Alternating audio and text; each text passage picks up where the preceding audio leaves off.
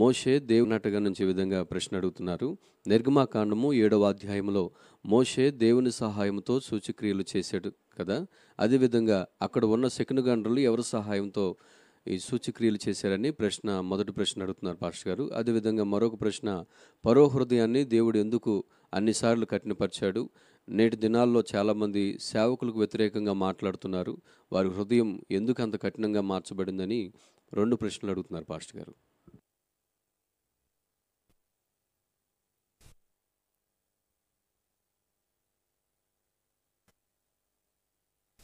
మోషే కర్ర పడేస్తే అది సర్పంగా మారింది. అది మళ్ళా ఆ సర్పాన్ని పట్టుకుంటే కర్రగా మారింది. అదే కర్రను నీటిలో పెట్టినప్పుడు నీరు రక్తంగా మారింది. మళ్ళీ అదే కర్రను నీటిలో పెట్టగా రక్తంగా ఉన్న నీరంతా నీరుగా మారింది. ఇలాంటి కార్యాలు మోషే దేవుని శక్తి ద్వారా జరిగిస్తూ ఉంటే, మంత్రతంత్రాలు కలిగినటువంటి ఈ ఫరో కూడా కొన్ని కార్యాలు చేయగలుగుతాడు. అన్నీ కాకపోయినా కొన్ని మంత్రశక్తుల ద్వారా. అంటే దురాత్మలు, చీకటి శక్తులు కూడా ప్రజలను భ్రమపరిచే కార్యాలు చేస్తారా? కనికట్టు అంటారు. ఈ కనికట్టు గురించి మనం వింటుంటాం అక్కడక్కడ. అది నిజంగా జరిగినట్టుగానే చేస్తారు. కానీ ఇక్కడ మీరు గుర్తించాల్సింది, అపవాది ఏది చేసినా, దురాత్మలు, చీకటి శక్తులు కూడా కొన్ని కీడు కలిగి చేస్తూ ఉంటాయిగా. ప్రపంచంలో 2 శక్తులు పనిచేస్తున్నాయి. ఒకటి దేవుని ఆత్మ, సృష్టికర్త అయిన దేవుని ఆత్మ, పరిశుద్ధాత్ముడు, మానవులను సృజించిన దేవుడు. రెండవ శక్తి ఏంటి? మనుషులను మోసగించేటువంటి శక్తి, అపవాది, సాతానుడు. మానవుల యొక్క destruction, humanity to destroy humanity. మానవులను పడగొట్టి చేయరాని పనులన్నీ మానవులతో చేయించి అన్యాయాలు, అక్రమాలు, అవినీతి కార్యాలు, మరి దౌర్జన్యాలు, నరహత్యలు, ఇటువంటివన్నీ జరిగించి ప్రజలను దౌర్భాగ్యులుగా మార్చి, విశ్వాసఘాతకులుగా మార్చి పాతాళ అగ్నిగుండానికి తీసుకెళ్లాలని వాడు పనిగట్టుకుని చేస్తున్నాడు. ప్రజలు ఎక్కువగా వానికే లోబడుతున్నారు. ఎవరికి? సాతానికి లోబడుతున్నారు. మరి దేవునికి ఎవరు లోబడుతున్నారంటే విశ్వసించిన వారు మాత్రమే. చాలా తక్కువ మంది. ప్రపంచమంతా క్రిస్టియానిటీ వెళ్ళినా క్రీస్తు వాక్యమునకు లోబడుతున్న వాళ్ళు చాలా తక్కువ మంది. ఎందుకని అంటే మనిషి శరీరాశలకు, శరీర కోరికలు, లోకాశలు వెంట వెళ్ళిపోతున్నాడు. మనిషి అపవాది వెంట వెళ్తున్నాడు. అపవాది భ్రమపరిచేవాడు. ఇది ఇరుగ్గా ఉన్నా దీనిలో ప్రవేశించే ప్రయాసపడమని అడిసేయ. పరలోకానికి వెళ్ళే మార్గం ఇరుకు మార్గం అంటే, అయినా ప్రయాసపడాలి. దీనిలోనే వెళ్తాను, నేను ఇలాగే వెళ్తాను, ప్రభుత్వనే ఉంటాను, అందరు రాకపోయినా పర్వాలేదు, నేను ఒంటరిగా అయినా ప్రభుత్వం ఉంటాను అని సత్యమార్గంలో నిలబడినప్పుడు ఏదో ఒక రోజున వాళ్ళతో తెలుసుకుంటారు. మరి ఏ శక్తి ద్వారా వాళ్ళంతా పనిచేశారంటే దురాత్మల వల్ల. దురాత్మలు కూడా కొన్ని కార్యక్రమాలు చేయగలవా? చేస్తాయి. ఇప్పుడు ప్రపంచంలో జరుగుతున్న అన్యాయం అంతా ఎవరు చేయిస్తున్నారు? దేవుడు కాదుగా, దుష్టాత్మలే కదా. అక్రమాలు ఎవరు చేస్తున్నారు చెప్పాలి? అన్యాయాలు, అక్రమాలను జరిగించేది ఎవరు? దుష్టాత్మలు, చీకటి శక్తులు. మరి నరహత్యలు, మరి హత్యలు, అన్యాయాలు, అక్రమాలు ఇవే కాదు, ఈ ప్రపంచంలో ఎన్నో జరుగుతున్నాయి. కీడు కలిగించేవన్నీ కూడా సాతాను యుద్ధ నుండి వస్తుంది. ఎందుకంటే యోహాను సువార్త 10:10 ప్రభు అన్నాడు, అపవాది దొంగతనము, హత్య, నాశనం చేయడానికి వస్తాడట. వాడు వచ్చేది ఎందుకంటే దొంగిలించడానికి, హత్య చేయడానికి, నాశనం చేయడానికి వస్తున్నాడు. సో ప్రపంచవ్యాప్తంగా మానవ జాతిని మోసగించేవాడు. వాడికి కూడా కొన్ని పవర్స్ ఇవ్వబడ్డాయి. ఈ పవర్స్ ఎక్కడి నుండి వచ్చాయి? ఆదాము యుద్ధ నుండి వాడు కాపీ కొట్టాడా? ఆదాము చేతిలో ఉన్న శక్తిని వాడు దొంగిలించాడా? అవును. దేవుడు ఆదాముకి ఇచ్చిన శక్తిని ఆదాము సాతానికి ఇచ్చేశాడు. అందుకే అపవాది అంటాడు లూకాసు వార్త 4:6-7 ఇదంతా నాకు అప్పగించబడి ఉంది, నాకు అప్పగించారు ఒక అతను, కాబట్టి నేను ఎవరికి ఇవ్వాలంటే వాళ్ళకి ఇస్తాను. ఈ లోకరాజ్యముల యొక్క మహిమ నా చేతుల్లో ఉంది. ఎలా వచ్చింది నా సాతాను నీ చేతి కంటే? ఒకళ్ళు అప్పగించారు. ఎవరు అప్పగించింది? చెప్పాలి త్వరగా. ఎవరు? మీ నాన్నగారా?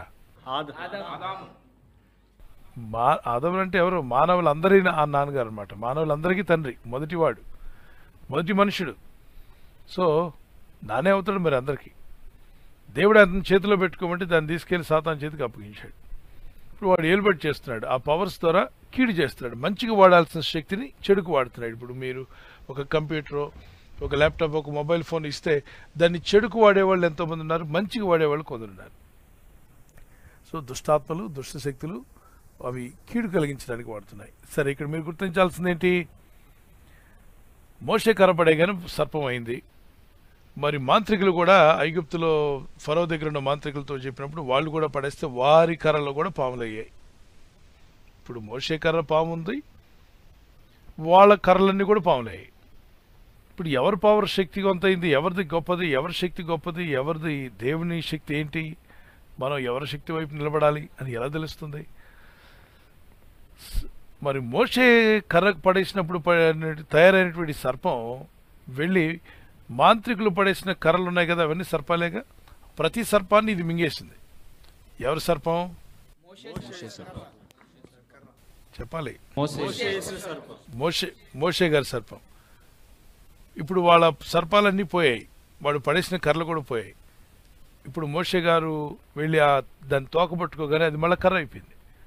ఇప్పుడు నాతో మీరు చెప్పండి, మాంత్రికులు వారు కర్రలు పడేశారు, పాములు అయ్యాయి. మోషే కూడా కర్ర పడేశాడు దేవుని శక్తి ద్వారా, ఇది కూడా పాము అయింది. ఎవరు గెలిచారు అల్టిమేట్గా? మోషే గెలిచారు.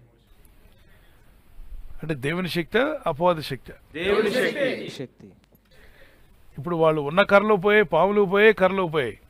సో మొత్తానికి అందువల్ల దేవుని బిడ్డలారా, దేవుని పక్షంగా నువ్వు నిలబడడం వల్ల అపవాది ఏది పడేసినా అది తొలగిపోతే నీకు ఏ హాని చేయదు, నువ్వే జయించబోతున్నావు. అల్టిమేట్ గా జయం నీదే. అందుకే లూకాసు సువార్త 10:19 ఏది ఎంత మాత్రం మీకు హాని చేయదు, ధైర్యంగా ఉండమని యేసయ్య చెప్పాడు. లూకాసు సువార్త 10:19. 8వ అధ్యాయం రోమాపత్రిక 1-2 అంటాడు ఏమనంటే, క్రీస్తు యేసునందున్న వారికి ఏ శిక్షా విధి లేదు, మంత్రాలు తంత్రాలు ఏవి మన మీద పనిచేయవు. నిమ్మకాయలు, కోడి రక్తం, మేక రక్తం, ఏ రక్తంతో రక్తం ముద్దని, ఆ ముద్దని, చేతబడులని, ఏ బడి పనిచేయదు. దేవుని కృప మీకు తోడే ఉండుగా. ఆమేన్. God bless you. మరో ప్రశ్న కూడా అడిగారా, ఆ ఫరో హృదయం ఎందుకు కఠినమైంది? అతను హృదయంలో ఉన్న వేషధారణ దేవునికి తెలుసమ్మా. అతని వేషధారణ ఏంటంటే, ఏనాటికైనా దేవునికి లోపడాలనే మనసు అతనికి లేదు. కాబట్టి దేవుని శక్తి అంటే అతనికి చూపించాలి. 400 సంవత్సరాల పైన ఇజ్రాయేలీలందరినీ బానిసలు చేసి వాళ్ళ కష్టార్జితం అంతా వాడుకొని దోచుకున్నాడు. ఇప్పుడు ఈరోజు ఊరికి వెళ్ళిపోతేలా? వాడికి బుద్ధి వచ్చేదాకా దేవుడు బుద్ధి చెప్పాలి కదా. కాబట్టి దుష్టులకు దేవుడు బుద్ధి చెప్పేదాకా అంటాడు, మూర్ఖుని రోట్లో పడేసి దంచినా కూడా వాడి మూర్ఖత పోదట. కాబట్టి మూర్ఖుడైనటువంటి ఈ ఫరోని దేవుని ఉగ్రత అనే రోట్లో పడేసి దంచారు. సో ఈరోజు కూడా చాలామంది కఠినత్వాన్ని కోరుకుంటున్నారు. కొందరు ఎందుకు అలా కఠినలుగా మారుతున్నారంటే దేవుని ఆత్మ గద్దిస్తుంది. అందుకంటే కొంచెమైనా దైవాత్మ ఉన్నవాడు ఆ పని చేయడు అన్నాడు. అంటే దేవుని ఆత్మ కొంచెం తాకిడి ఉన్నా కూడా మనం ఆ పని చేయమట.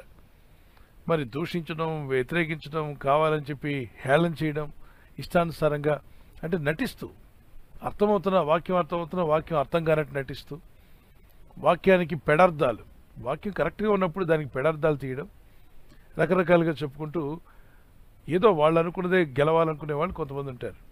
వాళ్ళ హృదయాలు కఠినపరుచుకుంటున్నారు. అందుకే 3వ అధ్యాయం 8-9 హెబ్రీ పత్రికలు అంటాడు, పరిశుద్ధాత్మ మిమ్మల్ని గద్దించినప్పుడు మీ హృదయాలను కఠినపరచుకోకండి, పశ్చాత్తాపడండి. చూడండి, నేడు మీరు ఆయన శబ్దమును విని ఎడల అరణ్యములో శోధన దినమందు కోపం పుట్టించినప్పటి వలె మీ హృదయములను కఠినపరచుకొనకుడి. పరిశుద్ధాత్మను మాట్లాడుతున్నప్పుడు మన హృదయాలు కఠినపరచుకోకూడదట. 7వ వచనం కూడా చదవండి, 3:7. మరియు పరిశుద్ధాత్మ ఇట్లు చెప్పుచున్నాడు. ఇది చెప్పేది పరిశుద్ధాత్ముడే. ఏమంటున్నాడు 8వ వచనంలో?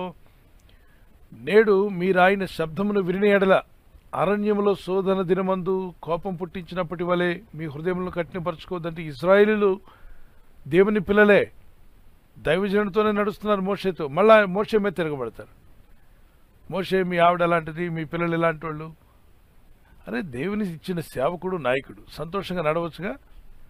కొంతమందికి కొవ్వు ఎక్కువ, పిచ్చి మాటలు, పిచ్చి కార్యక్రమాలన్నీ చేస్తూ మోషే మీద తిరుగుబడ్డానికి అక్కడ దాతాను, కోరాహ అనే వాళ్ళు ఇద్దరు లీడర్షిప్ వహించారు. మేము ముందుంటాం. ఈ మోషే దేవుని సేవకుడా? ఈ మధ్య సెలబ్రిటీ అయిపోయాడు ఎవరో మోషే, అందరూ ఆయన్నే చూస్తున్నారు.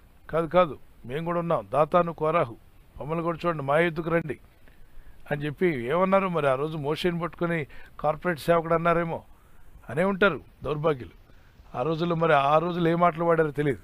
మొత్తానికి మోషేని దుఃఖపరిచారు, బాధ పెట్టారు, ఆయనకు విరోధంగా మాట్లాడారు, ఒక సమాజాన్ని గ్యాదర్ చేశారు.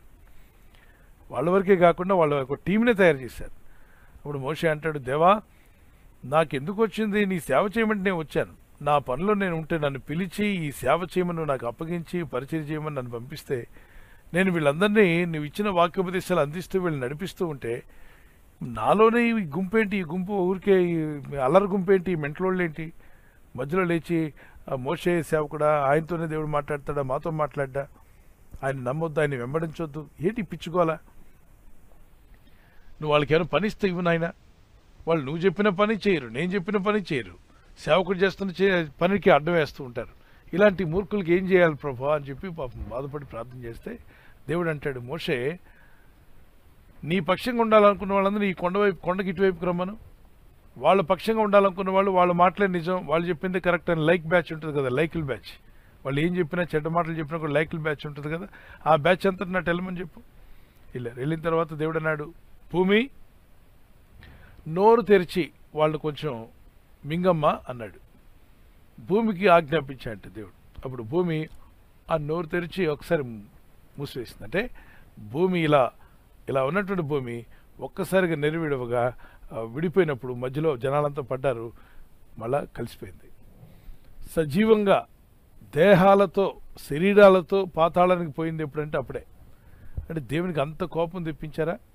మీరు చూస్తున్నారు, ఒక భూమి రెండు బద్దలుగా విడిపోయి అక్కడ నిలబడిన వాళ్ళు ఎవరైతే దాతాను కోరాహను నిలబడిన స్థలమే చీలిపోయింది. మోషే భక్తులు ఉన్న వాళ్ళ ఏరియా మాత్రం ఏం కాలేదు, ఆయన మీద తిరగబడిన వాళ్ళందరూ. కాబట్టి ఈ రోజే కాదు నాన్న, అందరూ అన్ని స్థలాలు యేసుప్రభువారు ఈ భూమి మీద ఉన్నప్పుడు కూడా ఒక బ్యాచ్ అంతా వాళ్ళు బైబిల్ తెలిసిన వాళ్ళే. మళ్ళీ పాత నిబంధన పరసీలు, సదుకేలు, శాస్త్రులు, కైప ప్రధాన యాజకుడు, అతను అలాంటి పని చేయకూడదు, కానీ వాడే సాతానికి లోబడి యేసుప్రభువారికి ప్రతి దగ్గర ఇబ్బంది పెట్టడానికి ప్రయత్నం చేశాడు. ప్రతి మీటింగ్లో, ప్రతి సువార్త పనిలో ఆయన దేయాలు పెట్టినోడని, బయలుజేబులని, ఆయన మతిస్థిమతం లేనోడని రకరకాలుగా ప్రభుకి విరోధంగా మాట్లాడుతూ వచ్చారు. చూడండి, ప్రభుకే విరోధంగా ఇన్ని మాటలు వస్తాయి. అపోస్తలుడైన పౌలు, పేతురు గారి టైంలో కూడా, ఈ రోజుల్లో కూడా యథార్థమైన సేవ, నిజమైన సేవ జరుగుతున్నప్పుడు దుష్టులు, మూర్ఖులు, కొంతమంది అసూయపరులు, ఈర్షపరులు ఏదో ఒకటి మాట్లాడి తూలనాడాలి, అపహసించాలి, ఇతరులను తగ్గిస్తే అది ఒక పిచ్చానందం అనమాట. సో మెంటల్ పని చేస్తుంటారు, మనం వాటిని పట్టించుకోనక్కర్లా. దేవుని కృపలో ముందుకు సాగుదాం. God bless you.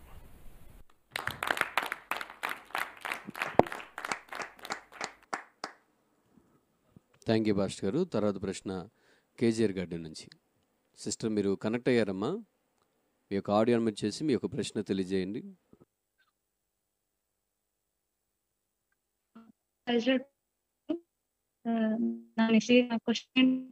అనిల్ సువార్త ప్రకటించినప్పుడు బ్రిటిష్ దేవుడిగా నమ్మాలి అని అంటున్నారు, దానికి వాళ్ళకి ఏం సమాధానం చెప్పాలి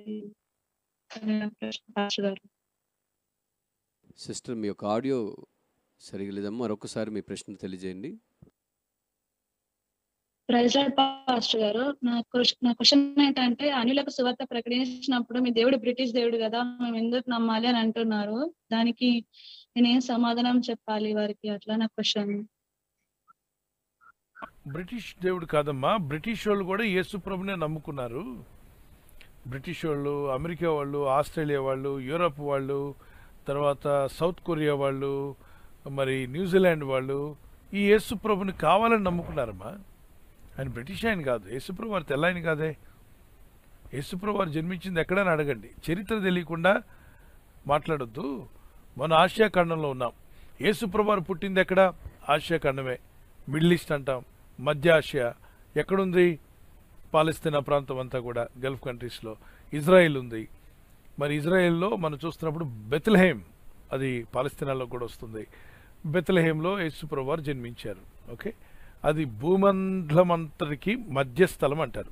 భూమండలానికే నడిబొడ్డు స్థలము అనే ఒక మాట.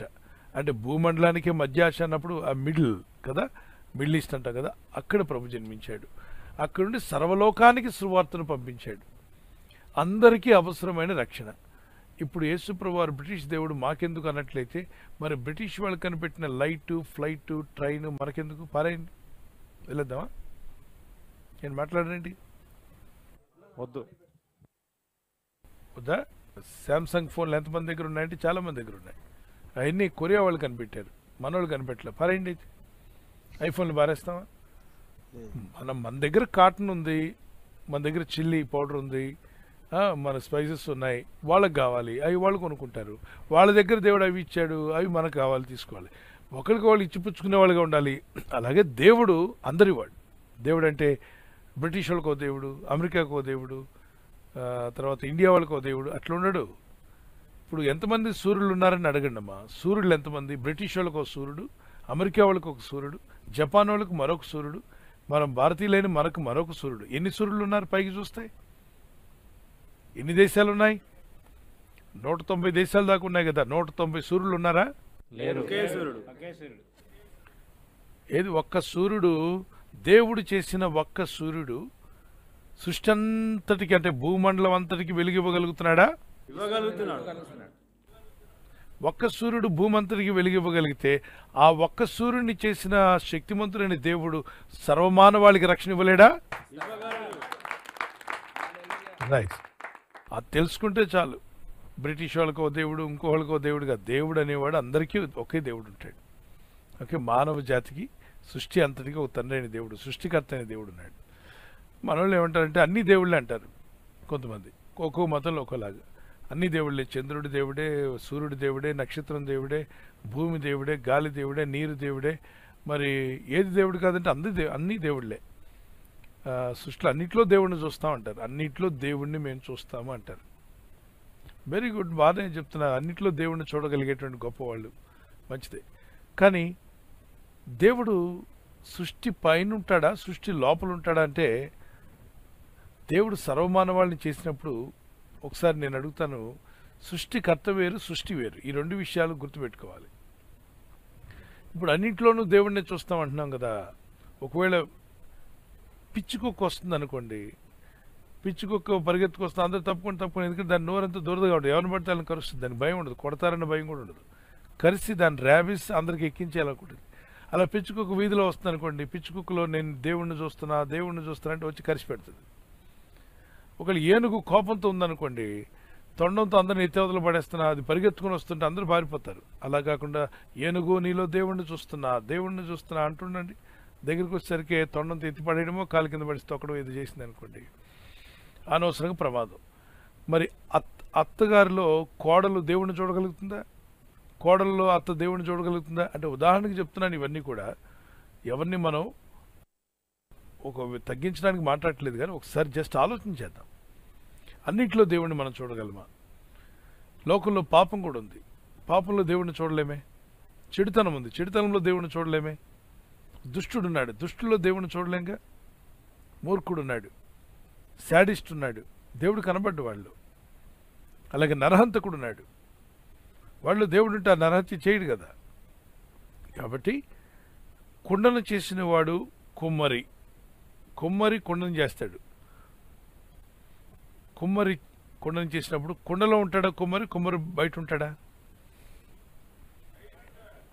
కుండ దగ్గరికి వెళ్ళి ఒకసారి ఇలా టక్ టక్ అని కొట్టి లోపల కుమ్మరి గారు బాగున్నారా అని చెప్పి అడిగితే కుమ్మరి వెనకుండా వచ్చి మీ నెత్తి మీద ఒకటి ఇస్తాడు. కుండను అడుగుతావేంటి? కుండను చేసింది నేను, కుమ్మరినైన నేను కుండలో ఎలా ఉంటానయ్యా? లేదండి మీరు కుండలో ఉంటారని అనుకుంటున్నా. అలా ఉండం. నేను బయట ఉండి నేను కుమ్మరిగా తయారు చేశాను. ఆ కుమ్మరిగా తయారు చేసినటువంటి ఆ పాత్రలు, అది కుండ కావచ్చు, మట్టి పాత్ర కావచ్చు, అది ఏదన్నా కావచ్చు, మట్టితో తయారు చేయబడినటువంటి కుండ. ఆ కుండను చేసేవాడు బయట ఉన్నాడా లోపల ఉన్నాడా? బయట ఉన్నాడు. రైట్. ఇప్పుడు మనం ఆ ఇంటికి వెళ్ళినప్పుడు చాలా కుండలు ఉన్నాయి, కుమ్మరి అక్కడ నిలబడ్డాడు. ఎవరితో మాట్లాడతాం మనం వెళ్ళి? కుండలా ఒక్కొక్క కుండతో మాట్లాడామనుకోండి, కుమ్మరి ఏమనుకుంటాడు? ఏదో తేడాగా ఉందే అనుకుంటాడు. అవునా కదా? ఎందుకంటే ఒక వ్యక్తి అక్కడ కుమ్మరి అక్కడ నిలబడి ఉంటే అతనితో మాట్లాడకుండా కుండ పెంకులు వాటన్నిటితో మాట్లాడుతూ వచ్చామనుకోండి, బాబు నీకు అసలు ఏమైంది, ప్రాబ్లం ఏంటని అడుగుతాడు. మనం మాట్లాడాల్సింది కుమ్మరితో, కుండలతో కాదు. అలాగే సృష్టితో కాదు మనం మాట్లాడాలి, సృష్టికర్తతో మాట్లాడాలి. సృష్టికర్తను ప్రేమిద్దాం, సృష్టికర్తను వెతుకుదాం, సత్యాన్ని తెలుసుకుందాం. ఆ సత్యమైన దేవునికి ప్రార్థన చేసుకుందాం. ఓకే, ఎవరిని విమర్శించొద్దు, కానీ తెలుసుకోవడానికి ప్రయత్నం చేయండి. సత్యాన్వేషణ అనేది అందరిలో ఉండాలి. ఆ సత్యాన్వేషణ చేస్తే ఖచ్చితంగా ఆ విషయాలు గ్రహించగలుగుతాం. వాళ్ళు అంటే చాలామంది అనుకుంటున్నారు బ్రిటిష్ దేవుడని, అమెరికా దేవుడని, రకరకాలుగా వాళ్ళు ఊహలవి. అసలు బ్రిటిష్ వాళ్ళు ఎక్కడో ఉన్న బ్రిటిష్ వెళ్ళి ఈ మన పక్క దేశమైన ఇజ్రాయెల్ దేశంలో ఉన్నటువంటి యేసు ప్రభువుని నమ్ముకున్నారు. వాళ్ళకి నమ్ముకోవాల్సిన అవసరం ఏంటి చెప్పండి? అంటే ఆయనలో ఏదో సత్యం ఉంది కాబట్టి నమ్ముకున్నారు. ఎక్కడో ఉన్న అమెరికా వాడు వచ్చి మన దేశం పక్కన మన మిత్ర దేశమైన ఇజ్రాయెల్ దేశంలో మధ్యాసియాలో ఉన్నటువంటి యేసు ప్రభువుని ఎందుకు నమ్ముకోవాలి అమెరికా వాడు? ఏదో ఆయనలో సత్యం చూడబట్టే కదా వారు నమ్ముకున్నారు. ఎక్కడో ఉన్న ఆస్ట్రేలియా, ఎక్కడో న్యూజిలాండ్ వచ్చి యేసు ప్రభువుని ఎందుకు నమ్మాలి? మన దేశం పక్కనే ఉన్నటువంటి ఇజ్రాయెల్ దేశం పక్కన మన దేశానికి మిత్ర దేశమైన ఇజ్రాయెల్ని, అక్కడ పుట్టిన యేసు ప్రభువుని నమ్మాల్సిన అవసరం లేదు వాళ్ళకి. కానీ ఆయనలో సత్యాన్ని గుర్తించగలిగారు. పోనీ నమ్మేమన్న వాళ్ళు ఎవరైనా పాడైపోయారా? ఇప్పుడు ప్రపంచంలో పిల్లలందరూ అన్ని దేశాల్లో చదువుతున్నారు. ఎంఎస్ చేద్దామంటే ఏం చెప్తున్నారు? క్రైస్తవ దేశాలకే పోదామంటున్నారు. అమెరికా కావచ్చు, ఆస్ట్రేలియా కావచ్చు, యూరప్ కావచ్చు. ఎంఎస్ చేయాలి, నేను అక్కడ సాధించాలి, జాబ్ సంపాదించిన ప్రయత్నం చేస్తున్నామని. మన దేశంలో కూడా బాగా విద్యావంతులు, మంచి చదువుకున్న వాళ్ళు అనేక మంది దేశం వదిలి ఇతర దేశాలకు వెళ్ళిపోతున్నారు. ఎందుకు అంటే ఇక్కడ కష్టానికి తగిన ఫలితం వస్తుందని చెప్పి వెళ్తున్నారు. ఆఫ్ కోర్స్ అక్కడ కూడా కష్టాలు వస్తాయి, మళ్ళీ అటు నుండి ఇటు రావడం, ఇటు నుండి అటు వెళ్ళడం రెండూ జరుగుతాయి. అక్కడేదో గొప్ప పరలోకం ఉందని నేను అంటలేదు. కానీ ఒకసారి ఆలోచన చేయండి, ఆ ప్రభుని ఆశ్రయించిన వాళ్ళు ఏమయ్యారు? వాళ్ళే నష్టపోలేదే. God bless you.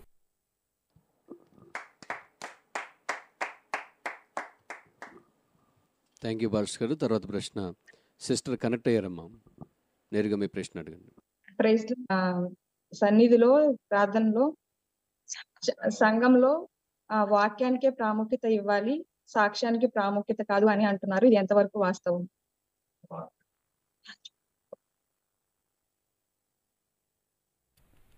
వాక్యమే ముఖ్యమైనది, సాక్ష్యాలు అవసరం లేదంటున్నారు. ఎంతవరకు కరెక్ట్ అని? ఓకే, యేసుక్రీస్తు ప్రభువారు దేవుని వాక్యము ఆయన ప్రకటించినప్పుడు, మార్కు సువార్త 5వ అధ్యాయం 18వ వచనం తీయండి. మనమంతా యూదులం కాదు, అన్ని జనుల్లో ఉన్నాం. అన్ని జనుల్లో ఉన్న వ్యక్తికి మనంతా క్రైస్తవ దేశం కూడా కాదు. మనం దేవుని వాక్యాన్ని తెలుసుకుని ఒకరి తర్వాత ఒకరు దేవుని ప్రేమను తెలుసుకుని వస్తున్నాం. మార్కు సువార్త 5వ అధ్యాయం 18-19 వచనాలు చదువుతాం. ఒక దయ్యాలు పట్టినవాడు ఆ 5వ అధ్యాయం మొదటి నుండి మీరు చదవచ్చు, కానీ ఇప్పుడు నేను 18 చదివిస్తాను. ఆ దయ్యములు పట్టినవాడు సమాధుల్లో తిరుగుతుండేవాడు. యేసు ప్రభువారు వెళ్ళి అతనిలో ఉన్న దయ్యాలను వెళ్ళగొట్టాడు. మొత్తం వెళ్ళిపోయాయి దురాత్మలు. 2000 దురాత్మల పైన ఒక మనిషిలో ఉన్నాయట. సిటీ బస్సులో 60 మంది పడతారు, వీళ్ళు ఏకంగా 2000 దయ్యాలు పెట్టాయి. అంటే మనిషి బాడీలో దయ్యాల సంఖ్య ఎక్కువ ఉందన్నమాట. ఈజీగా కూర్చోగలుగుతున్నాయి. అప్పుడు దయ్యానికి సైజ్ ఎంత అని చెప్పలేము, ఎందుకంటే ఒక మనిషి బాడీలో 2000 దురాత్మలు కూర్చున్నాయంటే ఇక దయ్యాలకు పెద్దగా కొమ్ములు పెట్టుకొని కూరలు పెట్టుకుని ఉంటే అంత ఒకటిదే. అవి గాలి స్వరూపులు, కాకపోతే మనుషుల కన్నా తెలివైనవి, మనుషుల్ని భ్రమపరుస్తాయి. అందువల్లనే యేసు రక్తం కిందకు మనం రావాలి. సరే, ఈ వ్యక్తిలో ఉన్నది 2000 దురాత్మలు యేసయ్య వెళ్ళగొట్టాడు. వెళ్ళగొట్టిన తర్వాత ఏం జరిగింది? అతను బాగైపోయాడు. డిసార్డర్లో ఉన్న మైండ్ అంతా కూడా అతనికి ఆర్డర్లోకి వచ్చేసింది, ఆయన మైండ్. అప్పుడు ప్రభు యుద్ధకు వస్తాడు అతను. అక్కడే ఉండి, ప్రభా నేను నీతో కూడా ఉంటాను, నీ మెంట్లో నైనా నన్ను బాగు చేసావు, నాలో దయ్యాలను వెళ్ళగొట్టావు, ఇప్పుడు నేను నీతోనే ఉంటాను ప్రభా అంటున్నాడు. చదువుదాం 18వ వచనం. ఆయన ధోని ఎక్కినప్పుడు 18వ వచనంలో యేసు ప్రభు ధోని ఎక్కి వెళ్ళిపోవడానికి ధోని ఎక్కినప్పుడు దెయ్యములు పట్టినవాడు, అంటే దెయ్యాలు వదిలిపోయిన తర్వాత ఆ వ్యక్తిని సంబోధించమని, దెయ్యాలు పట్టినవాడు ఆయన యొద్ద తన్ను ఉండనిమ్మని ఆయన బతిమాలుకున్నాడు. ప్రభా ప్రభా నన్ను విడిపించావు కదా, నీతో ఉంటాను, నీ శిష్యులతో వచ్చేస్తాను, మీతోనే వచ్చేస్తాను ప్రభుని అడిగాడు. దానికి ప్రభు ఏమన్నాడు 19వ వచనంలో?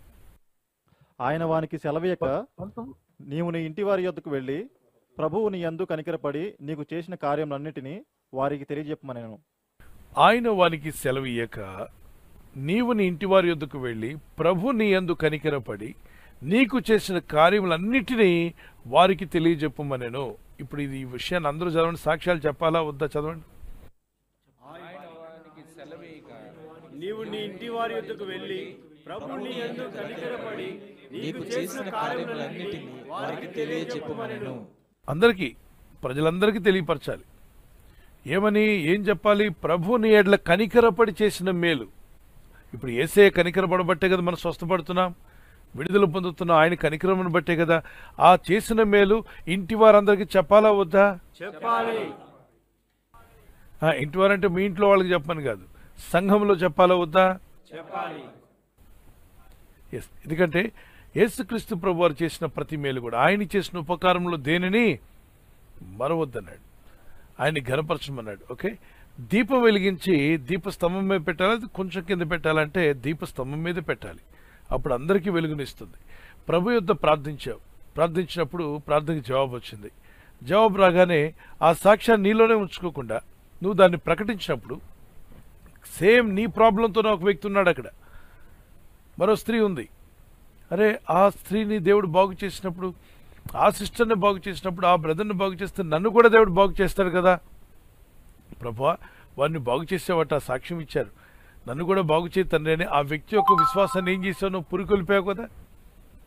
వినటం వల్ల ఏం కలిగింది? విశ్వాసం కలిగిందిగా. ఆ సాక్ష్యం వల్ల ఏం కలుగుతుందండి? ఆ సాక్ష్యం ఇచ్చింది ఎవరు? యేసు ప్రభువారే కదా. దేవుని యందు విశ్వాసం ఉంచడం ద్వారా వారు పొందిన మేలు వారు చెప్పారు.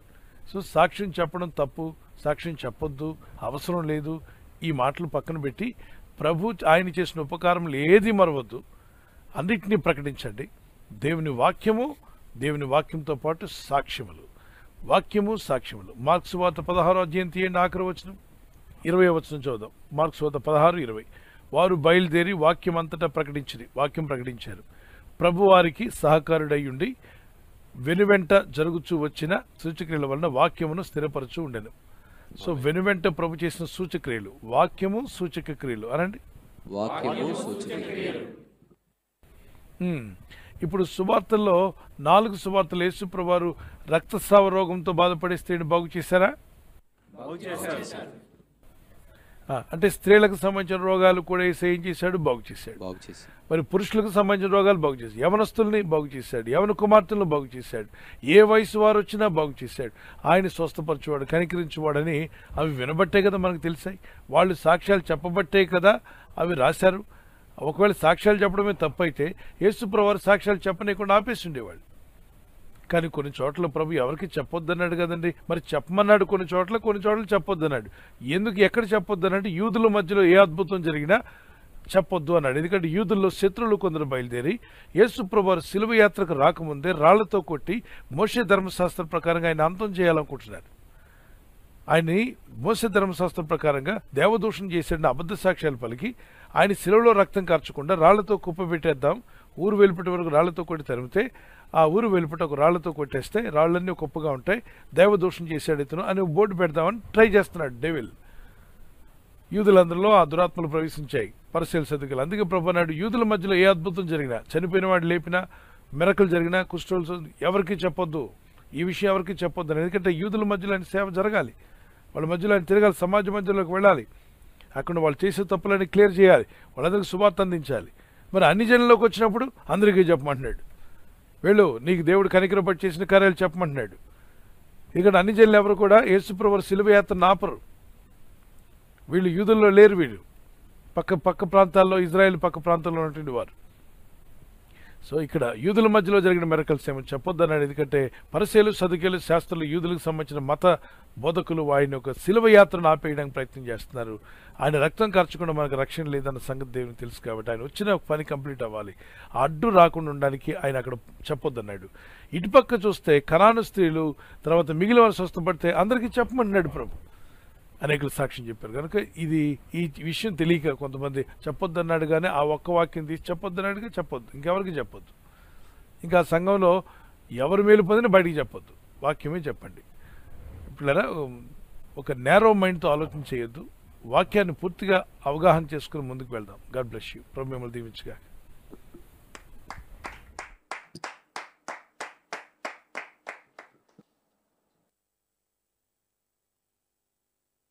థ్యాంక్ యూ పాస్టర్ గారు. తర్వాత ప్రశ్న బ్రదర్, మీరు కనెక్ట్ అయ్యారండి, నేరుగా మీ ప్రశ్న తెలియజేయండి. ప్రజలాడు పాస్టర్ గారు, నా పేరు పరిమళ బాబు, కేజర్ గార్డెన్స్ నుంచి మాట్లాడుతున్నాను.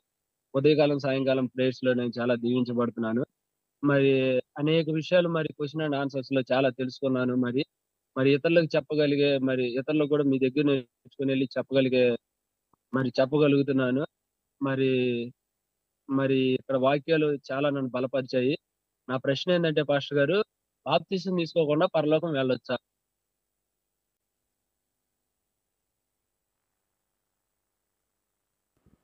తప్పనిసరిగా అండి.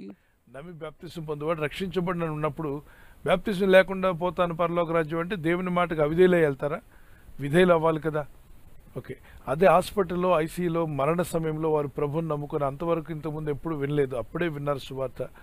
ప్రభా నేను నమ్ముతున్నాను తండ్రి అని, ఆ యేసు ప్రభా నా హృదయంలోకి రమ్ము, నా పాపాలు క్షమించు, యేసే నా రక్షకుడు, నా మనసారా నమ్ముచున్నాను, నా పాప శిక్ష నా శాపము యేసు ప్రభు భరించాడు సిలువలో, నేను యేసు రక్తంలో కడగబడ్డం వల్ల నేను ఆ శిక్షను తప్పించుకోగలుగుతాను, కాబట్టి యేసు ప్రభు నా హృదయంలోకి రమ్ము, నా దోషములు క్షమించండి అని ఎప్పుడైతే ఆ వ్యక్తి ప్రార్థన చేస్తాడో అతని ఆత్మలోనికి ప్రభు యొక్క ఆత్మ వచ్చి అతని దోషములని కడిగివేయబడి అతను పాపక్షమాపణ పొందాడు అనుకోండి, మారు మనసు పొందాడు.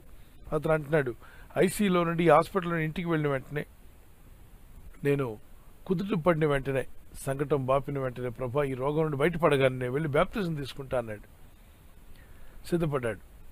అతను అన్నమాట ప్రార్థన యథార్థమైందైతే, హృదయపూర్వకంగా చెప్పుంటే దేవుడు అంగీకరిస్తాడుగా. ఆ టైంలో ఒకవేళ ఆ వ్యక్తి బ్యాప్తిజం పొందకముందే కన్ను మూసాడు అనుకోండి, అతని ఆత్మకు ప్రభు రక్షిస్తాడు. ఎందుకంటే అతను మరణ సమయం వరకు సువార్త వినలేదు, ఆ టైంలో విన్నాడు, విన్న వెంటనే విధేయుడయ్యాడు. విధేయుడవడమే కాకుండా ప్రార్థన చేసుకున్నాడు. ఈ విషయాన్ని యేసు ప్రభు శిలువలో వేలాడబడుతున్నప్పుడు కుడివైపున్న దొంగ అంటాడు కదా, ఎడవైపున్న దొంగ దూషణ హేళన చేశాడు, మరి దూషించాడు, ప్రభుకి విరోధంగా మాట్లాడాడు. ఎవరు? ఎడవైపున్న దొంగ. అదే కుడివైపున్న దొంగ ఏం చేశాడు? ప్రభా నీ రాజ్యంలో నన్ను జ్ఞాపకం చేసుకోవా, నీ రాజ్యంలో నన్ను జ్ఞాపకం చేసుకో అన్నాడు. దానికి యేసయ్య ఏమన్నాడు? నేడు నీవు నాతో కూడా పరదేశంలో ఉంటావు అన్నాడు. నేడు అంటే ఆ సాయంకాల సమయంలో ప్రభు నిద్రించబోతున్నాడు. నేడు నీవు నాతో కూడా పరదేశంలో ఉంటావు, నేను నిన్ను తీసుకెళ్తాను నాతో పాటు. ఎవరిని? గజ దొంగని. అంటే పశ్చాత్తాపడ్డాడు, మారుమనసు పొందాడు, మనసు మార్చుకున్నాడు. కొంతమంది అంటారు అయితే నేను కూడా తప్పులు చేసి వచ్చి యేసు ప్రభు క్షమించమంటాను, క్షమిస్తాడు మీ ప్రభు అంటే మూతిపళ్ళు రాలు కొడతాడు. కావాలని చేసి వస్తావా? నీకు తెలియనప్పుడు, నీ దోషములు ఈ విధంగా నరక శిక్ష ఉందని తెలియనప్పుడు, పాపం ఉందని తెలియనప్పుడు నువ్వు చేశావు. ఇప్పుడు రక్షకుడు కనబడ్డాడు, వేడుకో, ప్రార్థన చేసుకో, పాపాలు ఒప్పుకో, దేవుని పాదాలు మేపడు. అలాగని కాకుండా కావాలని చేసి వస్తానంటే దేవుడు ఏమైనా తెలివి తక్కువ అనుకున్నారా? దేవుడు సర్వం ఎరిగినవాడు, ఎవరికి ఎప్పుడు ఏ భోజనం పెట్టాలని బాగా తెలుసు. కాబట్టి ఆయన కనికరం కోరుకోండి, ఆయన దయను కోరుకోండి, ఆయన కృపను కోరుకోండి. నేను ఏదో తప్పు చేసి వచ్చేస్తాను, ఆయన క్షమిస్తాడంటే ఆయన ఆశామనిషి కాదు. దేవుని సర్వం ఎరిగినవాడు. కాబట్టి తప్పనిసరిగా అంటే ఒకవేళ పాపం ఉందనుకోండి, ఒప్పుకొని విడిచిపెట్టండి, దానిలోకి వెళ్ళడానికి లేదు. అందుకే మనస్సు హృదయాన్ని చూస్తాంటే దేవుడు నీ హృదయ స్థితిని చూస్తాడు. రక్షింపబడినవాడు, దేవునికి లోబడేవాడు అయితే ఆ మాట అనడు, నేను పాపం చేయొస్తా క్షమిస్తావా అనేవాడు దేవుని బిడ్డ కాదు, వాడు మూర్ఖుడు. ఒకవేళ ఈ జీవన యాత్రలో దైనందిన జీవితంలో పొరపాట్లు జరిగాయనుకో, ఏదో కారణం బట్టి ఇంకెక్కడికి వెళ్తావు? ప్రభు దగ్గరికి రావాలి. డాడీ నన్ను క్షమించు, ఈ విధంగా డ్యూటీలోనో పనిలోనో పొరపాటు జరిగిపోయింది, నీ రక్తంతో నన్ను కడగండి, అనకూడని మాట అనేశాను, ఆ వ్యక్తిని బాధ పెట్టాను, అక్కడ అబద్ధం ఆడేశాను, భయపడి అబద్ధం ఆడాను, నన్ను క్షమించు అని ప్రభుపాదాలు పట్టుకున్నప్పుడు ప్రభు క్షమిస్తాడు అని చెప్పి క్షమిస్తాడు కదా. రోజు అబద్ధాలు ఆడడానికి కాదు. మీ నాన్నగారు కట్టలేస్తున్నారు కదా, డాక్టర్ గారు ఉన్నారు కదా, మీ నాన్నగారు డాక్టర్ గారు కట్టలేస్తున్నాడులే గాయం అయితే అని చెప్పి రోజు కోసుకుంటావు, నానా కట్ అయింది అంటే ఆయన కట్టు తెచ్చేలోగా నాడిది కట్ అయి నువ్వు చచ్చిపోతావు. కాబట్టి ఆయన క్షమించడానికి ఉన్నా కొన్నిసార్లు పాపాలు చేసుకుంటూ పోతాను, నా పాపాలు ప్రభే క్షమిస్తాడనేలోగా నువ్వు క్షమించమని అడిగేలోకి కూడా ప్రాణం పోయే అవకాశం ఉంది. అందుకే పాపంతో ఆటలాడొద్దు, పాముతో ఆటలాడొద్దు. పాము సర్పం, అది ఎప్పటికైనా కాటేస్తుంది.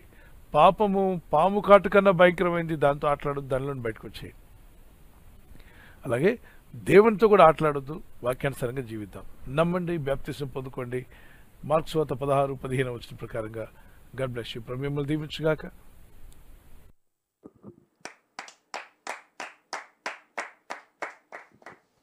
థ్యాంక్ యూ పాస్టర్ గారు. తర్వాత ప్రశ్న సిస్టర్ సత్య గారు నెల్లూరు నుంచి ఈ విధంగా ప్రశ్న అడుగుతున్నారు పాస్టర్ గారు. బైబిల్లో తలాంతులు వృద్ధి చేయమని ఉంది కదా, అయితే డబ్బులు వడ్డీకి వచ్చి వృద్ధి చేయవచ్చా అని సహోదరి ప్రశ్న అడుగుతున్నారండి.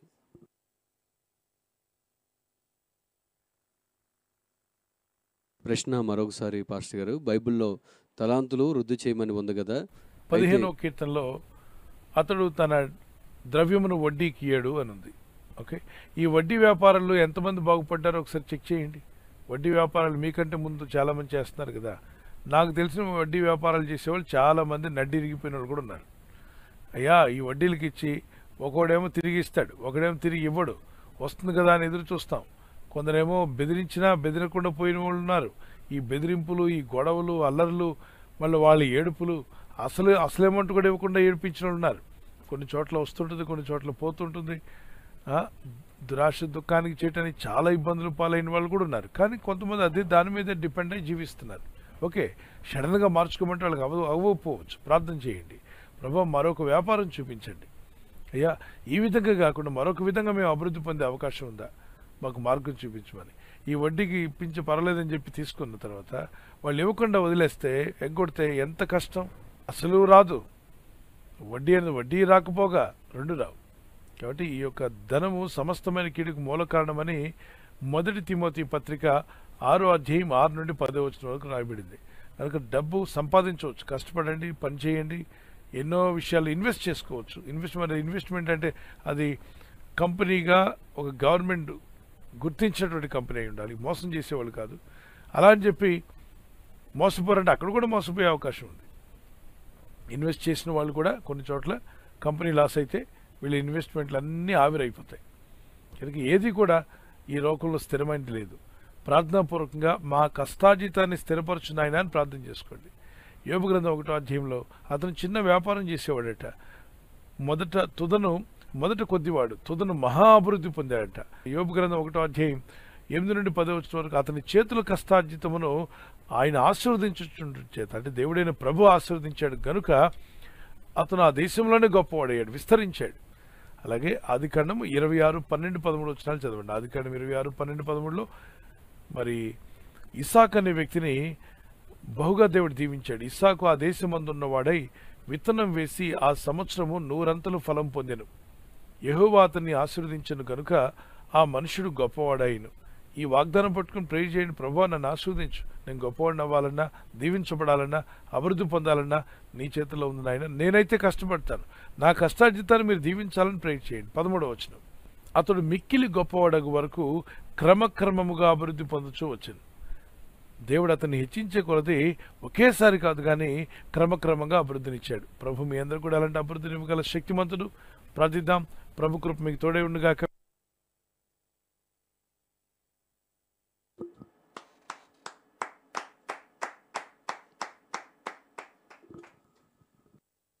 థ్యాంక్ యూ పాస్టర్ గారు.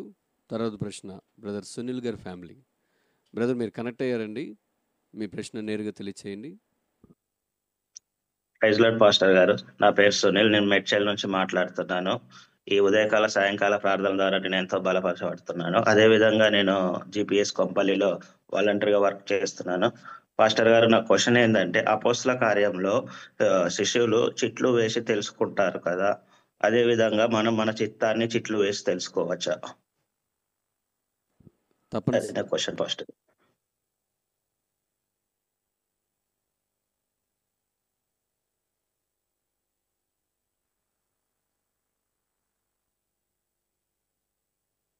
ఆయా సందర్భాల్లో అప్పుడు పరిశుద్ధాత్మ వారి మీద దిగి ఉండలేదమ్మా. 2వ అధ్యాయం అపోస్తల కార్యం 2వ అధ్యాయంలో పరిశుద్ధాత్మ ఇంకనూ వారి మీదకి రాలేదు. పరిశుద్ధాత్మ పూర్ణులు కానప్పుడు పాత నిబంధన ప్రకారంగా వాళ్ళు చీట్లు వేస్తారు. ఎందుకు వేశారు చీట్లు అంటే, చీట్లు వేయడం గల కారణం ఏంటి, అక్కడ ఒకడు తప్పిపోయాడు, ఇస్కరియోతు యూదా. ఆ ప్లేస్లో ఇంకెవరిని చేర్చుకుందామని. కానీ దేవుని ఉద్దేశంలో ఎవరున్నారు? అపోస్తలుడైన పౌలు వస్తున్నాడు అక్కడికి. దేవుడు ఏర్పరచుకున్న వ్యక్తి అపోస్తలుడైన పౌలు. వాళ్ళు చీట్లు తీస్తే వచ్చింది, మరొక వ్యక్తి వచ్చాడు. ఆ వ్యక్తిని అనుకున్నారు, కానీ ఆ వ్యక్తి అంత సేవ చేసినట్టు ఎక్కడ కనబడలే. సో పరిశుద్ధాత్మ నడిపింపుకు లోబడదాం. కృత నిబంధనలో ఆత్మదేవుని అడుగుదాం, ప్రార్థన చేద్దాం. కొన్ని సందర్భాల్లో కాన్ఫిడెంట్ పొజిషన్లో ప్రార్థన చేసి దేవుని దగ్గర మొరపెట్టి, ఒకరోజు ఎవరికే చీట్లు రాసేసి వెంటనే తీయడం కాదు, 3 days ఫాస్టింగ్ ప్రే చేయండి. అదే మ్యాటర్ మీద పెట్టి ప్రార్థన చేయండి. ప్రభు మాతో మాట్లాడమని అడగండి. వాక్యం ద్వారా దేవుడు మాట్లాడతాడు, పరిశుద్ధాత్మ ద్వారా మాట్లాడతాడు, ఎస్ మరి సేవకుల ద్వారా మాట్లాడతాడు. రీకన్ఫర్మేషన్ జరుగుతుంది.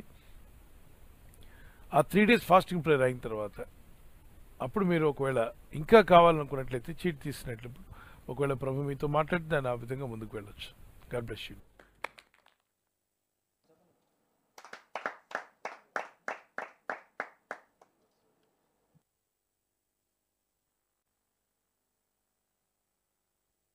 థ్యాంక్ యూ పాస్టర్ గారు. తర్వాత ప్రశ్న సిస్టర్ నిర్మలా గారు ఈ విధంగా కువైట్ నుంచి వారి ఒక ప్రశ్న అడుగుతున్నారు పాస్టర్ గారు. మొదటి కొరింథీయులకు రాసిన పత్రిక 14వ అధ్యాయము 5వ వచన వాక్య ప్రకారం మీరందరూ భాషలతో మాట్లాడవాలని కోరుచున్నాను, కానీ మీరు ప్రవచింపవాలని మరి విశేషముగా కోరుచున్నాను. ప్రవచనానికి ఎందుకు అంత ప్రాముఖ్యత ఇచ్చారని మొదటి ప్రశ్న అడుగుతున్నారు పాస్టర్ గారు. అదేవిధంగా అపోస్తుల కార్యములు 9వ అధ్యాయం 37వ వచనం వాక్య ప్రకారం వారు శవమును కడిగి మేడగదిలో పొరండబెట్టిరి, చనిపోయి పాతి పెట్టబడే శవానికి స్నానం అనేది అవసరమా అని ప్రశ్న అడుగుతున్నారండి. మీరందరూ భాషలతో మాట్లాడవాలని కోరుచున్నాను, కానీ మీరు ప్రవచింపవాలని మరి విశేషంగా కోరుచున్నాను. సంఘము క్షమాభివృద్ధి నిమిత్తము భాషలతో మాట్లాడువాడు అర్థము చెబితేనే గాని వానికంటే ప్రవచించువాడే శ్రేష్టం అన్నాడు. అసలు ఏమిటి ప్రవచించడం అంటే ఏంటి? దేవుని బిడ్డలారా, దేవుని వాక్యం తీసుకుని మాట్లాడుతున్నామే, ఇది కూడా ప్రవచనం కిందకే వస్తుంది. ఈ ప్రవచన లేఖనాలు తీసుకుని మీకు వాక్యం బోధిస్తున్నాం కదా, ప్రొఫెస్ చేస్తున్నాం, వాక్యాన్ని ప్రకటిస్తున్నాం. మీ జీవితాలు బాగుండాలి, దేవుని కృపలు ఎదగాలి, మీరు బలపరచబడాలి.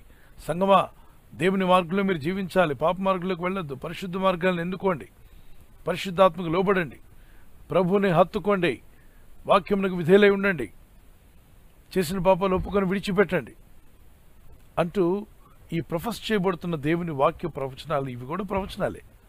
ప్రవచనాలు అంటే మనవాళ్ళు ఏమనుకుంటారంటే గొప్పగా గట్టిగా కేక వేసి నువ్వు అమెరికా వెళ్తున్నావు, దేవుడు నేను తీసుకెళ్తున్నాను, నువ్వు అమెరికా వెళ్ళడం నేను చూస్తా, అక్కడ నేను స్థిరపరచబోతున్నాను, ఇదే యెహోవా వాక్ అని గట్టిగా చెప్పి దబ్బమని కింద పడిపోతే మళ్ళీ పక్కన వాళ్ళు వచ్చి నీళ్లు ముఖం మీద కొట్టి లేపి అప్పుడు లేచి కూర్చుని నాకు ఏమైందో తెలియదు, మరి ఏం చెప్పాడు దేవుడు అని చెప్పి వీళ్ళు అడిగితే వాళ్ళు ఏదో మీరు ఇలా అమెరికా వెళ్తారని ఆ బ్రదర్ వెళ్తారని చెప్పారండి అంటే బ్రదర్ మరి ఖచ్చితంగా జరుగుతుందని ఇదే ప్రవచనం అనుకుంటున్నారు. దేవుని బిడ్డలారా, అవి కాదు ప్రవచనాలు. ప్రవచనాలు అనేవి దేవుని వాక్య లేఖనాల్లో నుండి ప్రవచనము క్షమాభివృద్ధి కలుగు చేస్తుంది. సంఘానికి క్షమాభివృద్ధి ఏం కలుగు చేస్తుంది చెప్పండి? దేవుని వాక్య ప్రకటన, పరిశుద్ధ దేవుని వాక్యం ప్రకటించడం, ప్రజలు ఆ వాక్యాన్ని విని బలపరచబడడం జరుగుతుంది. ఇప్పుడు దైవజనులు చెప్పేటువంటి వాక్యాలన్నీ ప్రవచనాలే, ఈ పరిశుద్ధ లేఖనాల ప్రవచనాలు. వీటిని తీసి మీతో మాట్లాడి ఈ వాక్యంతో మిమ్మల్ని కలిపినప్పుడు మీకు క్షమాభివృద్ధి కలుగుతుంది. కనుక ప్రవచనము చాలా శ్రేష్టమైనది అంటున్నాడు. ప్రవచించుట ప్రొఫెస్ చేస్తున్నాం. ఈ ప్రొపోజల్ అనేటువంటిది వేరు, ప్రొఫెసీ అనేటువంటిది వేరు.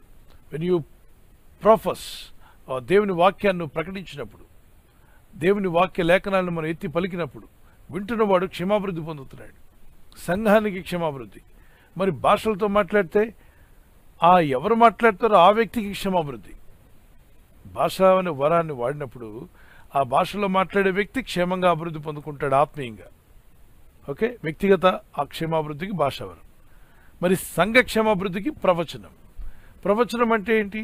ప్రవచనం అంటే 10,000 మంది ఉంటే లేదా 3,000 మంది ఉంటే ఒక 2-3 ప్రవచనాలు చెప్పి బ్రదర్ రవి దేవుడికి ఈ కార్యక్రమం చేయబోతున్నాడు, ఇలా మేలు చేయబోతున్నాడు, నువ్వు అద్భుతంగా దీవించబడబోతున్నావు, వినోద్ ఇగో దేవుడు నిన్ను ఆస్వాదించబోతున్నాడు, నీకు మరి వివాహం కాబోతుంది, ఆల్రెడీ ఆయనకి వివాహం అయిపోయింది, మళ్ళీ ఒకసారి వివాహం కాబోతుందని చెప్పామనుకోండి, కొంతమంది అనుకుంటారు అది ఈ వినోద్ కాబట్టి ఇంకో వినోదేమో అనుకుంటారు.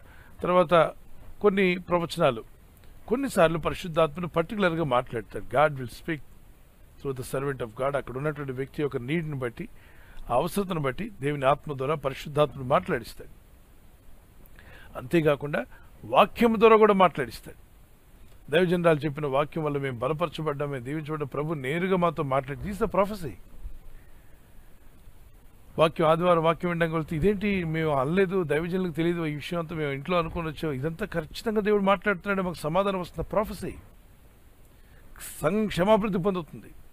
అలా కాకుండా మన మధ్యలో ఇప్పుడు ఈ మధ్యలో ఉన్నటువంటి ప్రవచనాలు అంటే ఏంటంటే 3,000 మంది ఉంటే 3కో 4కో నీకు ఆశీర్వాదం రాబోతుంది, నువ్వు దీవించబడబోతున్నావు, దేవుడు నీకు అన్నీ ఇవ్వబోతున్నాడు అని చెప్పేస్తే మిగిలిన వాళ్ళందరూ ఖాళీ.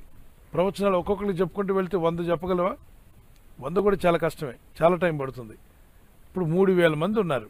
3,000 మందికి ప్రవచనాలు చెప్పాలంటే ఎంత టైం కావాలి?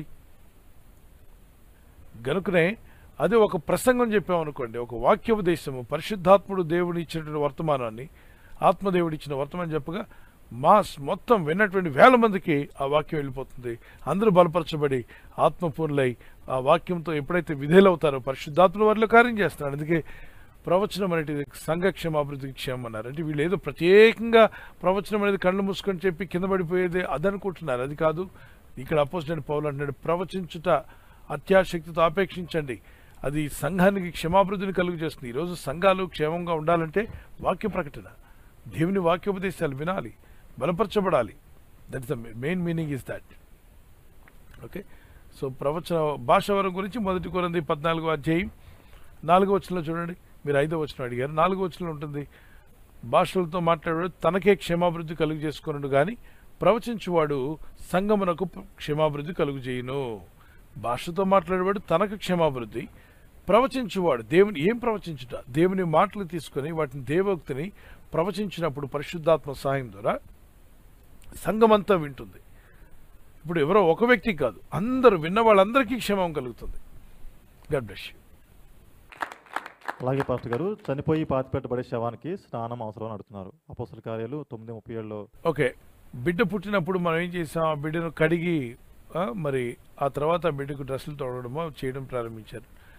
దేవుడు ఇచ్చినటువంటి దేహం మళ్ళా తిరిగి మట్టిలోకి వెళ్తున్నప్పుడు కూడా మర్యాదగానే మనం అప్పగించాలి. మట్టి నుండి వచ్చిన దేహాన్ని మట్టికి అప్పగిస్తున్నాం. ఆ దేహమును కడిగి దానికి వస్త్రాలు తొడిగి అంటే ఒక మర్యాద, ఒక రెస్పెక్ట్. ఎవరికి? చనిపోయిన వాడిని కూడా ఏదో కరివేపాకు పడేసినట్టుగా పడేయకూడదు. వాళ్ళు బతికి ఉన్నప్పుడు ఎంతో సేవలు చేశారు. ఆ దేహమే ఎన్నో సేవలు చేసింది, ఎంతోమందికి మేలు చేసింది. కాబట్టి ఇప్పుడు ఆ దేహం మట్టిలో కలవబోతుంది. దేవుడు చెప్పాడు కదా, మన్నైనది మట్టికి చేరినని. మరి ఆత్మ తను అనుగ్రహించిన దేవుని వద్దకు వెళ్ళిపోయింది. ఆత్మ వెళ్ళిపోయింది. చనిపోయిన వెంటనే హాస్పిటల్ అయినా ఇంట్లోనే ఎక్కడ చనిపోతారో అప్పుడే ఆత్మ శరీరం కలిసి ఉన్నాయి కదా, ఆత్మ విడిపోయి వెళ్ళిపోయింది. ఆత్మ అలా పైకి వెళ్ళిపోయింది. అక్కడ మీ మధ్య ఉన్నదేంటంటే బాడీ మాత్రమే.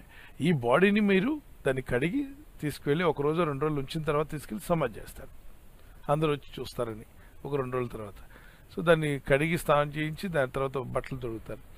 దానిలో ఏదో ఉందని అనుకోనక్కర్లేదు కానీ వీఆర్ గివింగ్ అ రెస్పెక్ట్. దేవుని యొక్క కృప ఆ కుటుంబంతటా రక్షణలోకి రావాలని సువార్త కూడా ప్రకటించడం జరుగుతుంది. ఆ ఇంటి వాళ్ళకి ఓదార్పు మాటలు ఉంటాయి. ఒక క్రమం, సంఘ క్రమం అది. God bless you.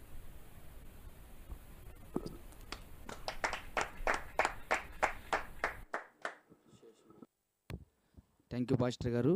అదేవిధంగా సిస్టర్ శశిమోహన్ గారు కోవిడ్ నుంచి ఈ విధంగా ప్రశ్న అడుగుతున్నారు పాస్టర్ గారు. గలతీలు రాసిన పత్రిక 3వ అధ్యాయము 5వ వచనం వాక్య వివరణ అడుగుతున్నారు పాస్టర్ గారు. ధర్మశాస్త్ర సంబంధమైన క్రియలు, అదేవిధంగా విశ్వాస సంబంధమైన క్రియలు అంటే ఏమిటి? అదేవిధంగా గలతీలు రాసిన పత్రిక 1వ అధ్యాయము 7వ వచనము కలవరపరచువారు అంటే ఎవరు?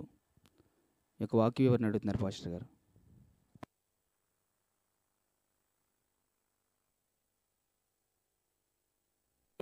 అంటే ఇక్కడ అపోజిట్ పౌలు చెప్తున్నాడు, ఏదో మేము క్రియల ద్వారా సాధిస్తాము అని అంటుంటే అలా కాదు నాయన. ఆత్మను అనుసరించి అంటే దేవుని యందు విశ్వాసం ఉంచడం వల్ల మనం రక్షణ పొందాం. ఇప్పుడు మీరంతా ధర్మశాస్త్రాన్ని పాటించడం వల్ల మీకు రక్షణ కలిగిందా చెప్పండి?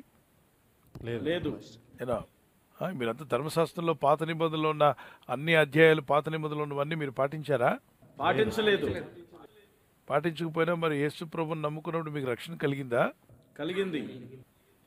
అందుకే అంటున్నాడు, ధర్మశాస్త్ర కీల మూలంగా కాదు, విశ్వసించి మీరు ప్రార్థించినప్పుడు మీ పరిశుద్ధాత్మ మీరు పొందుకున్నారు, ఆత్మ వల్ల కార్యాలు పొందుతున్నారు. దాని కింద ఇంకా వివరంగా ఉంటుంది. అబ్రహాము దేవుని నమ్మెను, అది అతనికి నీతిగా ఎంచబడింది. అబ్రహాము దేవుని నమ్మాడు కాబట్టి అది అతనికి నీతిగా ఎంచబడింది. అందుకే దేవుడు నమ్మడం, నమ్మిక, విశ్వసించి ప్రార్థించండి, భయపడకము, నమ్మిక మాత్రం ఉంచమన్నాడు. కనుక ఈ రోజుల్లో నేను కొంతమంది ప్రభు ఎత్తుకు రమ్మని మీరు పిలిచారనుకోండి, నేను మంచోడిని కాదండి, నా అలవాట్లు పోయాక వస్తానండి అంటారు. నీ అలవాట్లు పోయాక నువ్వు ఎప్పుడు వస్తావు? నీ అలవాట్లు నువ్వు మానుకోలేవు, నీ ఇంక వచ్చేది కూడా ఉండదు. కాబట్టి నువ్వు అలవాట్లు ఎన్నున్నా అలవాట్లతో పాటు వచ్చి ప్రభువా నా అలవాట్లు వదిలించని ప్రార్థన చేయి, నా పాపాలు తీసేయమని ప్రార్థన చేయి. ఆయన విడిపించేవాడు. అలా కాకుండా నేను విడిపించుకొని వస్తా అంటే నువ్వెప్పుడు విడిపించుకుంటావు? అది నీ వల్ల కాదని నేను పట్టుకున్న దయ్యాలు వదిలిపెట్టకు. కాబట్టి నేను విడిపించే దేవుని ఎదుగు వచ్చేసే సిగరెట్ తాగుడో మరొకటి ఉండొచ్చు. అవన్నీ మానుకునే నేను వస్తానంటే నువ్వు మానేది లేదు, నువ్వు వచ్చేది లేదు. కాబట్టి అనవసరం టైం వేస్ట్. వెంటనే ప్రభు పదాలు మీద పడు, ప్రభువా నేను ఏదో అలవాటు పడిపోయి నన్ను విడిపించు అని ప్రార్థన చేస్తే దేవుడు కనికరించి విడిపిస్తాడు విశ్వాసం ద్వారా.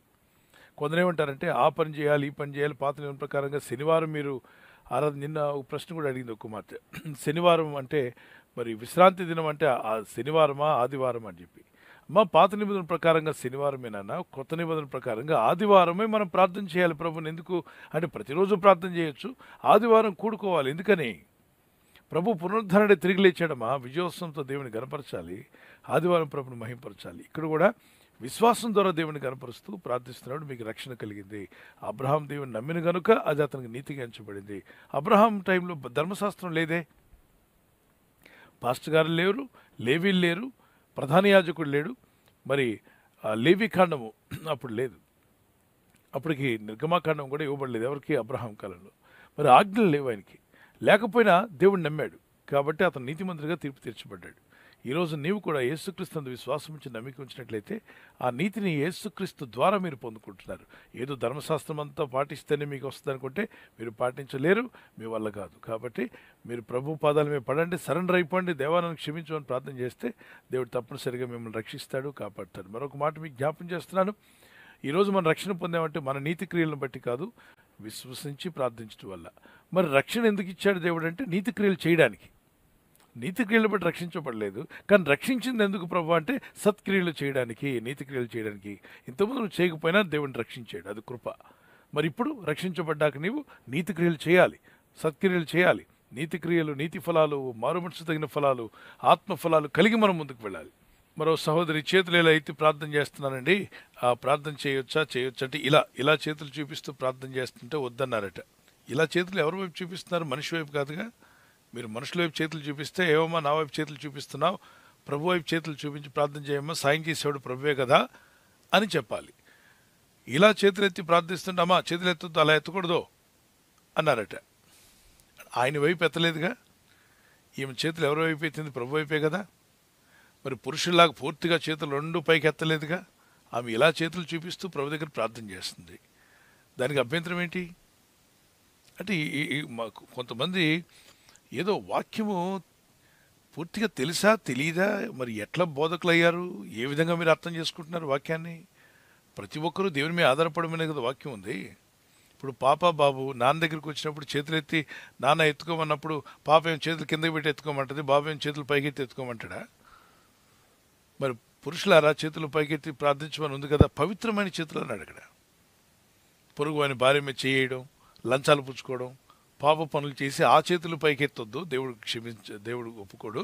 మీరు ముందు పవిత్రులు అవ్వండి, యేసు రక్తంలో పాపాలు ఒప్పుకోండి, తర్వాత మీ చేతులు ఎత్తి పవిత్రమైన మనసుతో ప్రార్థన చేయండి, పవిత్రమైన చేతులతో. 1 తిమోతి 2:8 ఉంది. అక్కడ మరి స్త్రీలను లేదు కదా అంటాడు. మరి ఆయన వంకర టింకరగా ఆలోచన చేయకండి, మనమంతా దేవుని పిల్లలు. ఓకే, ఎన్నో చోట్ల పరిశుద్ధ లేఖనాల్లో రాయబడింది మోషే తన చేతులు దేవుని వైపు ఎత్తాడు. మరి మోషే ఎత్తాడు కానీ అందరూ ఎత్తమని లేదు కదండి. విలాపవాక్యంలో 3:41-42 అక్కడ కామన్గా చెప్పాడు. మన చేతులను మన అన్నప్పుడు దేవుని పిల్లలందరూ ఉండరు అక్కడ. ఆకాశమందున్న దేవుని తట్టు మన హృదయమును మన చేతులను ఎత్తుకుందాము. మన అన్నాడు, మన అన్నప్పుడు అక్కడ స్త్రీలు ఉన్నారు, పురుషులు ఉన్నారు. ఆకాశమందున్న దేవుని తట్టు మన హృదయమును మన చేతులను ఎత్తుకుందాము. పూర్తిగా చేతులు ఎత్తడానికి వాళ్ళకి వస్త్రాలు అవన్నీ ఇబ్బందిగా ఉండొచ్చు, కాబట్టి వాళ్ళు ఈ విధంగా చేతులు పెట్టి ప్రార్థన చేస్తారు. దానికి తప్పేంటి? వాళ్ళు వస్తున్నారు నీట్గా ఉన్నప్పుడు ప్రార్థన చేస్తున్నప్పుడు పెద్దానికి అలా ఎత్తద్దు, ఇలా ఎత్తద్దు. రకరకాల అంటే వైరస్లు ఈ మధ్య కరోనా వైరస్ చైనా నుండి వచ్చింది అనుకుంటున్నాం, కానీ మన మధ్యలోనే చాలా వైరస్లు ఉన్నాయని ఇప్పుడు తెలుస్తుంది. రకరకాల వైరస్లు, ఒక్కొక్కడికి ఒక్కో వైరస్. వాక్యం చదవండి, వాక్యం వైపు చూడండి, అర్థం చేసుకోండి, దేవునితో నడవండి. ఆకాశం ముందున్న దేవుడు, అయ్యా నీ వైపు నీ చేతులు చాపలేదయ్యా, నేను దేవుని వైపు చేతులు ప్రార్థన చేస్తున్నాను, మీరు కూడా కళ్ళు మూసుకొని ప్రార్థన చేయండి అని చెప్పండి. ఇక్కడ ఆకాశం అందున్న దేవుని తట్టు మన హృదయమును మన చేతులను ఎత్తుకుందాము, ప్రార్థన చేద్దామని చెప్తున్నాడు. అలాగే 141 కీర్తన ఏమన్నాడు? 141 కీర్తన, నేను చేతులు ఎత్తుట సాయంకాలపు నైవేద్యం వలె ఉందన్నాడు. చేతులు ఎత్తుట సాయంకాలపు నైవేద్యం వలె ఉంది. నా ప్రార్థన ధూపం వలను నేను చేతులు ఎత్తుట సాయంకాలపు నైవేద్యం వలను నీ దృష్టికి అంగీకారం లగును గాక. ఏమన్నాడు? నా ప్రార్థన ధూపం వలను నేను చేతులు ఎత్తుట సాయంకాలపు నైవేద్యం. అంటే నైవేద్యం పెడుతుంటారు చాలా మంది. మన నైవేద్యం పెట్టాకల్లా మన కరంలీల అయితే ప్రార్థించడమే దేవునికి నైవేద్యం పెట్టినట్టు. దేవునికి స్తోత్రం. నీ దృష్టికి అంగీకారం లగును గాక. God bless you.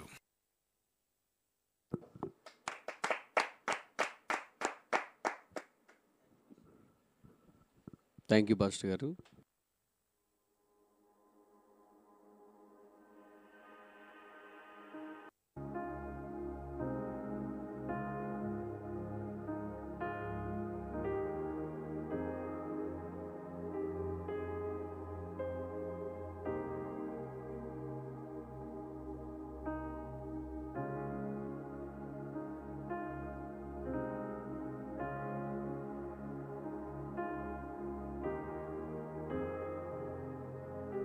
ప్రార్థన చేసుకుందాం. ఆశీర్వాదం. మన తండ్రి దేవుని యొక్క ప్రేమ, ప్రభువైన యేసుక్రీస్తు వరకు కృప, పరిశుద్ధాత్మ తండ్రి యొక్క అన్యోన్య సహవాసము, యేసు రక్తంలో కడగబడిన సకల పరిశుద్ధులకు, వాక్యమునకు విధేయులైన మీకును, ప్రపంచవ్యాప్తంగా ఉన్న ఆత్మీయులందరికీ, ప్రార్థనా పరులకు, విజ్ఞాపనకర్తలకు, పరిశుద్ధులకు, దైవ సేవకులకు, ప్రపంచవ్యాప్తంగా ఉన్న దేవుని పిల్లలందరికీ, ఈ రోజు దేవుని వాక్యానికి విధేయులైన మీకు, నూతనంగా పాల్గొన్న వారికి సదా తోడే ఉండి ప్రభురాకుడికి మనల్ని సిద్ధపరిచి ఆయన చిత్తం నెరవేర్చు వారిగా మనల్ని నిలబెట్టును గాక. ఆమేన్. ఆమేన్. ఆమేన్. దేవుని సమాధానం మీకు తోడే ఉండును గాక. ఆమేన్. మీరు ఫలించుదురు గాక. ఆమేన్. ప్రభువైన యేసుక్రీస్తు యొక్క ముఖకాంతి మన మీద ప్రకాశించును గాక. ఆమేన్. మీరు చేసే మంచి ప్రయత్నాలు యేసు నామములో ఫలించి అభివృద్ధి పొందుదురు గాక. ఆమేన్. గాడ్ బ్లెస్ యు చెప్పండి. God bless you. నవ్వుతూ చెప్పండి. పళ్ళని బయటికి కనపాలి. మీరు వర్ధిల్లుదురు గాక. మీరు వర్ధిల్లుదురు గాక. మీకు మేలు కలుగును గాక. మీకు మేలు కలుగును గాక. మీ అక్కర్లన్నీ తీరిపోవును గాక. మీ అక్కర్లన్నీ తీరిపోవును గాక. దేవుని సహాయం, దేవుని సహాయం, దేవదూతల సహాయం, దేవదూతల సహాయము ఎల్లప్పుడూ మీకుండును గాక. ఎల్లప్పుడూ మీకుండును గాక. God bless you. God God bless. కృపాక్షేమములు మీ వెంట వచ్చును గాక. కృపాక్షేమములు మీ వెంట వచ్చును గాక. మీ వెంట ఏ తెగులు మీ గుడారమున యేసు నామములో సమీపించదు, సమీపించదు, సమీపించదు. ఏ అపాయం మీ ఎదుగు యేసు అధికారం గల నామములో రాదు, రాదు, రాదు. God bless you. నవ్వుతూ అందరినీ పలకరించండి. దేవుని స్తుతిస్తూ ఉత్సాహంతో ముందుకు వెళ్ళండి. పరిస్థితులు ఎలా ఉన్నా ప్రభు మీకు తోడై ఉన్నాడు. మీరు అన్నిటినీ జయించడానికి దేవుడు కృప దయచేయును గాక. నెక్స్ట్ సేవకులు మనల్ని నడిపిస్తారు.